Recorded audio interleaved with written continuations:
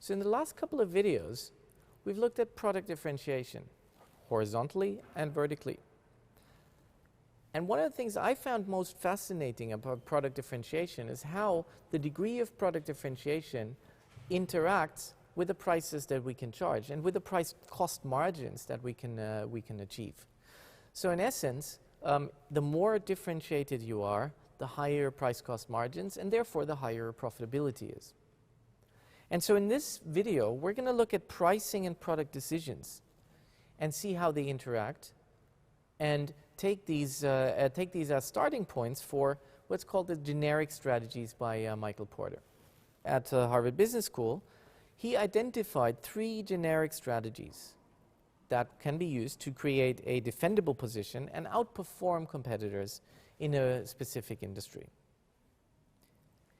Of course, these strategies will require different organizational arrangements, they will require different control procedures, incentive systems, and of course you need different resources for them. And we're going to dive a bit deeper into those to see what's actually needed and why they can be successful. So the first strategy we're going to look at is the cost leadership strategy. And I guess the name sort of says it already, but the idea is that you're achieving low cost compared to your competitors, and that's the main thrust of the strategy. There are central elements of this strategy that we can think of. For example, you have to achieve a certain scale. So you have to achieve enough scale or a high enough scale so that you are efficient, that you achieve the minimum cost possible for producing this product. You have to try to use the experience from producing the good to lower cost even further. So rigorous cost reductions that arise from experience. You want to avoid consumers that don't make you money or that don't make you a lot of money.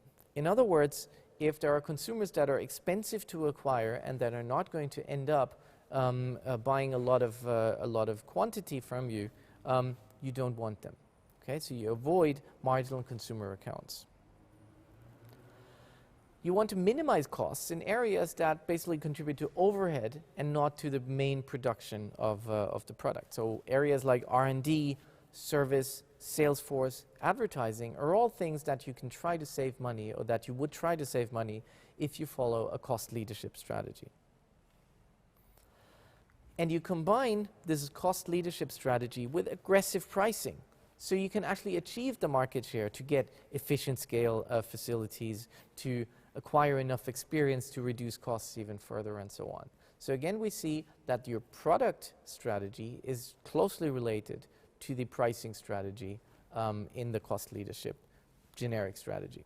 Almost the polar opposite of a cost leadership strategy is the differentiation mode of competition. So here you're differentiating your product or service, and you offer something that consumers and the industry perceives as unique in the industry. So we can think of several different forms of product differentiation or of a differentiation strategy. Of course, that's something that we already saw in previous videos, but achieving or designing your product in a special way, having a unique design, having a very valuable brand is one way of differentiating your product, because that means you can also charge a premium over and above your cost. Technology, simply having the highest or the high-end technology, having the best technology around, is another way of differentiating your product to other competitors. Offering superior customer service is another way of differentiation. In other words, if your customers are served, if they're taken care of much better than for competitors, then they're willing to pay a premium for that too.